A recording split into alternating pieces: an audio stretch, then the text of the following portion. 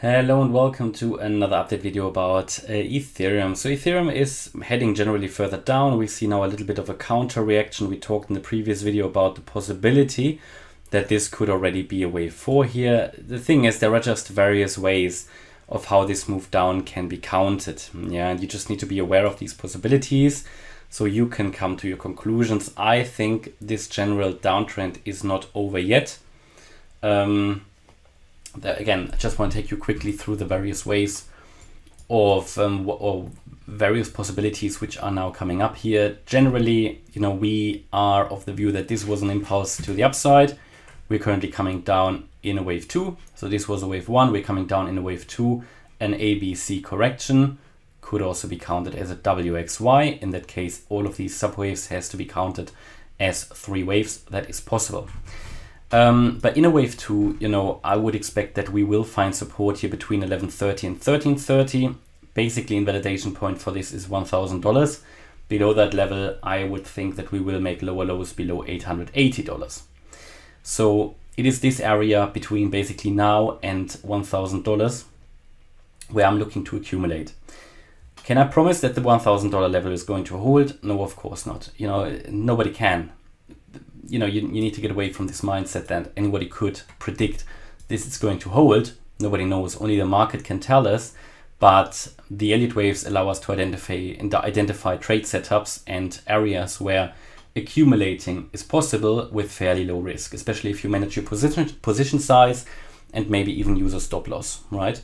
But we need to understand now how low could this go. So as I said, $1,000, it shouldn't really go lower. Below that level, it will become a very unreliable wave 2.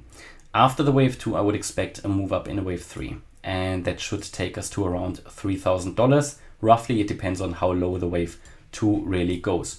Let's talk about a few possibilities here. The red count is 1, where we are thinking it comes down in 5 waves. Now, in this scenario, we have done the wave 1, the 2, the 3. Yeah, we're now in the 4, and we're coming down in the 5. This is absolutely possible. However, to make this scenario more likely, let me move the blue count out, but to make this scenario more likely, I would want the price to move to at least $1,372, because this is the minimum retracement that this wave 4 should do. Yeah, 1372, 1426 or 1469, which would sort of be the more bullish scenario. Yeah, so I mean, if we go to the 50% FIB level 1469, there is quite a bit of a move. Alternatively, if we break down below 1372, I would have to assume that this wave 3 was never finished, and then it would be a smaller wave 4 in the wave 3. Okay, so if we do that, then we'd be looking at, can show you that as well. Just so that you understand the way or the strength of the current retracement is going to give us a clue about if this wave 3 was finished or if it's still ongoing. So if we don't, to keep it simple, if we only retrace into the area around 1355 and then come down, it would probably mean that this wave 3 was never finished. Okay, so I think this is sort of my preferred count in red. So either wave 3 is still ongoing or it's already finished. If it's finished, we're going to retrace sort of into the region here between 1372 and 1469 with an ideal level at 1426, the 38.2% FIB level. If we cannot even get to 1372, then wave 3 is still ongoing and we will see that wave 4 retracement later. And then there would be another wave down in a wave 5 that could even get closer to the 1100 or 1050 level, to be honest.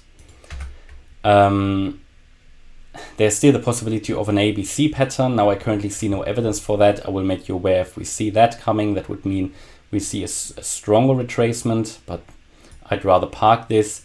And the other possibility is that we say the 5 waves are either already complete, which I don't see at the moment, or it's also still ongoing. Yeah, but this one is very similar to the wave to the red wave count, just that in this count we wouldn't come down that far.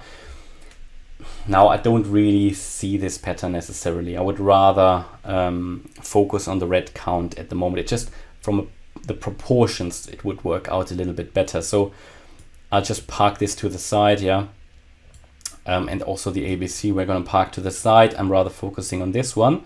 To keep it simple, simplicity is good, and only when the market is telling us something different, then we can unpack the other scenarios. But I think this is sort of what we're doing, and I'm going to, I mean, if the wave 3 here, yeah, is still happening and wasn't finished yet, and we're coming down once more into wave 3 here, maybe into the region around $1,200 then, yeah, then this is a low that I'm going to buy this wave 3.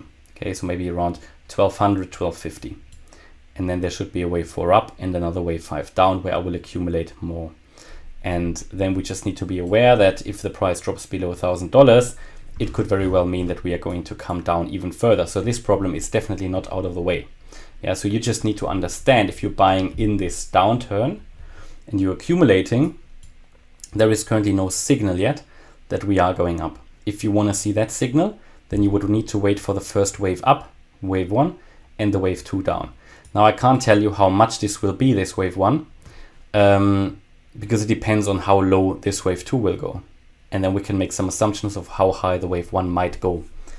But this is not really clear yet, because we don't know how low the wave 2 goes, so we can't really say that yet, okay? And that is where we are. Yeah, that is where we are. I don't think the move down is already finished.